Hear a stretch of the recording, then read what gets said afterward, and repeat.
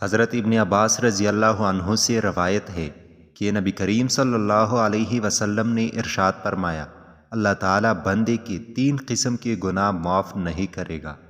ان گناہوں کے علاوہ جس قدر گناہ ہوں گے ان کو معاف کر دے گا، لیکن ان 3 گناہوں کو کبھی معاف نہیں فرمائے گا۔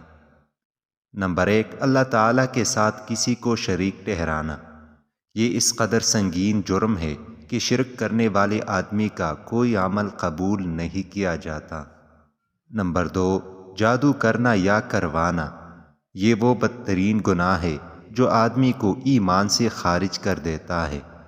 نمبر 3، اپنے مسلمان بھائی کے ساتھ حسد کرنا۔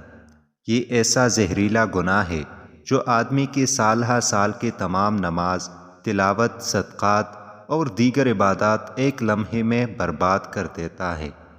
یعنی اگر کوئی آدمی ان گناہوں سے توبہ کیے بغیر مر جاتا ہے تو اس کو معاف نہیں کیا جائے گا۔ ان گناہوں کے علاوہ جتنے گناہ ہوں گے اگر اللہ چاہے گا تو معاف فرما دے گا، لہٰذا ان گناہوں سے بچنے کی کوشش کرنی چاہیے۔ اللہ پاک ہر کسی کو اپنے حفظ و امان میں رکھے اور ہمیشہ ہدایت کے راستے پر چلائے، آمین۔